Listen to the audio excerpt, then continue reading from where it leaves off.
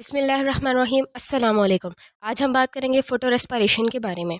Photo respiration एक ऐसी respiratory activity है जो कि लाइट की प्रेजेंस में ग्रीन सेल्स में होती है और कार्बन डाइऑक्साइड को रिलीज़ करती है। बिल्कुल एरोबिक रेस्पिरेशन की तरह इसमें ऑक्सीजन यूज़ होती है और कार्बन डाइऑक्साइड और वाटर को प्रोड्यूस करती है, और इस प्रोसेस में एटीपी प्रोड्यूस नहीं होती। अगर इसके मैकेनिज़्म की हम बात करें तो इसका प्रोसेस फ़ोटोसिंथेसिस के डार्क रिएक्शंस यानी कि केल्विन साइकिल से बहुत सिमिलर है। बस इसमें फ़र्क एक रिएक्टेंट का है, उसमें कार्बन डाइऑक्साइड ऐड होती थी, इसमें ऑक्सीजन ऐड हो रही है, जिसकी वजह से सारा प्रोसेस उल्टा हो गया है।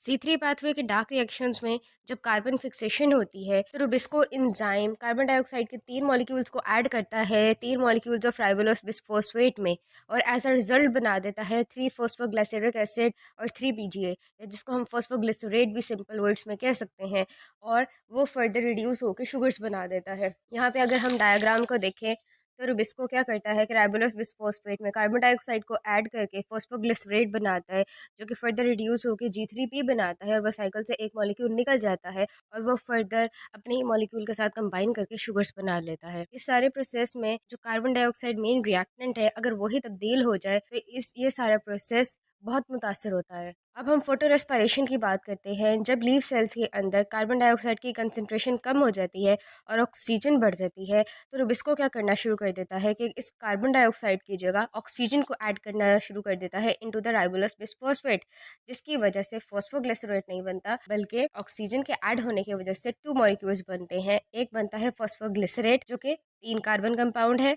और एक बनता है फॉस्फोग्लाइकोलेट जो कि 2 कार्बन कंपाउंड है। अब यहाँ पे मेजर तब्दीली आ गई सिर्फ एक रिएक्टेंट के बदलने से। अब यहाँ पे एक पूरा प्रोसेस शुरू हो जाता है, जो कि पहले सिंपली क्या होता था कि फॉस्फोग्लिसरेट रिड्यूस होकर शुगर्स बना लेता था। अब ऐसा नहीं होगा, अब उसकी प्रोडक्शन जो है वो मुतासर होती है। जब ऑक्सीजन ऐड हुआ राइबोलोस बिसफॉस्फेट में, तो उसने 2 मॉलिक्यूल्स बनाए, एक फॉस्फोग्लिसरेट और एक फॉस्फोग्लाइकोलेट।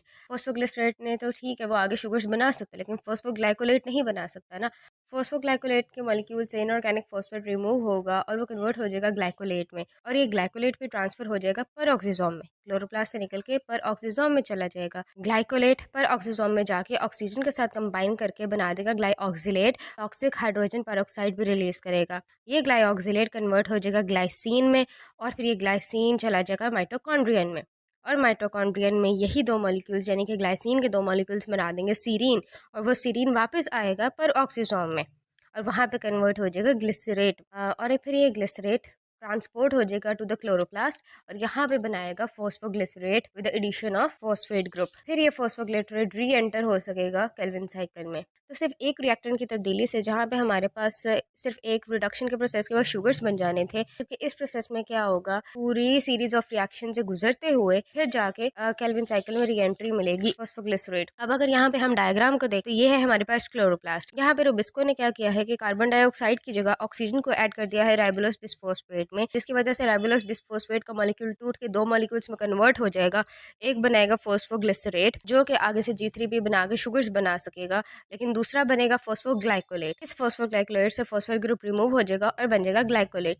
अब ये ग्लाइकोलेट जो है वो क्लोरोप्लास्ट से निकल के पर ऑक्सीजोम में चला जाएगा, पर ऑक्सीजोम में जाके इसमें ऑक्सीजन ऐड होगी और ये बना देगा ग्लाइऑक्सिलेट, और साथ ही साथ इस प्रोसेस में हाइड्रोजन पेरोक्साइड जो कि एक बहुत टॉक्सिक सब्सटेंस है वो रिलीज करेगा। अब ये जो ग्लाइऑक्सिलेट है वो कन्वर्ट होगा ग्लाइसिन में, और ग्लाइसिन में कन्वर्ट होने के बाद ये ट्रांसपोर्ट हो जाएगा माइटोकॉन्ड्रियन में। माइटोकॉन्ड्रियन में ग्लाइसिल के 2 मॉलिक्यूल्स मिलकर बना देंगे सीरीन का मॉलिक्यूल। ये सीरीन का मॉलिक्यूल वापस आएगा पर ऑक्सीजोम में और कन्वर्ट हो जाएगा ग्लिसरेट में। फाइनली ये ग्लिसरेट में कन्वर्ट हो गया। अब ये जा सकेगा क्लोरोप्लास्ट में, ताकि इसमें फॉस्फेट ग्रुप अटैच हो और ये बनाए फॉस्फोग्लिसरेट। फॉस्फोग्लिसरेट बिल आखिर केल्विन साइकिल में दोबारा से एंटर हो सकेगा और फर्दर रिडक्शन के बाद वो शुगर्स बना सकेगा। यानी कि एक रिएक्टेंट की तब्दीली की वजह से एक पूरी सीरीज ऑफ रिएक्शन से गुजरना पड़ा इस सब्सटेंस से गुजरने के बाद वो दोबारा केल्विन साइकिल में एंटर हो सका, और इस प्रोसेस करने वाले प्लांट्स में एनर्जी कॉस्ट इनकी डबल हो जाती है। ये है रिएक्शंस ऑफ फोटो रेस्पिरेशन। अब अगर हम इसके डिसएडवांटेजेस की बात करें तो सबसे पहले बात करते हैं फोटोसिंथेसिस की एवोल्यूशन की। जब फोटोसिंथेसिस इवॉल्व होना स्टार्ट हुआ था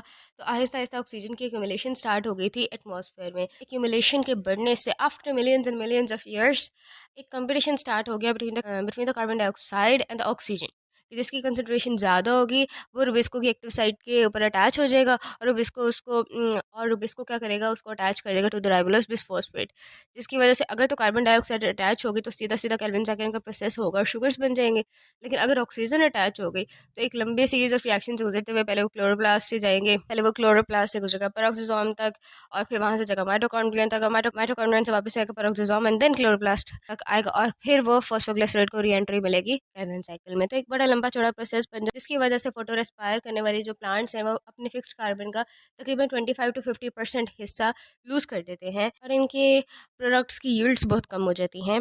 ज़्यादातर जो वार्मर एरियाज़ होते हैं जहाँ पर टेम्परेचर बहुत हाई रहता है अक्सर, वहाँ पे रुबिस्को की ऑक्सीडेटिव एक्टिविटी जो है यानी कि ऑक्सीजन को अटैच करने की एबिलिटी बहुत बढ़ जाती है instead of carbon fixing activity. अब अगर ट्रॉपिकल क्लाइमेट्स की बात की जाए जहाँ पे टेम्परेचर रहता ही तकरीबन 28 डिग्री सेल्सियस से अबव है, वहाँ पे वहाँ पे एग्रीकल्चरल यील्ड्स के ऊपर फोटो रेस्पिरेशन बहुत नेगेटिव एंड सुवेयर इम्पैक्ट्स देती है, जिसकी वजह से प्रोडक्ट्स की यील्ड बहुत ज़्यादा मुतासर होती है। तो ये था फोटो रेस्पिरेशन का प्रोसेस और इसके डिसएडवांटेजेस। अगर आपको वीडियो पसंद आई हो या कुछ नया सीखने को मिला हो तो वीडियो को लाइक शेयर एंड चैनल को सब्सक्राइब लाजमी कीजिएगा। अल्लाह हाफिज़।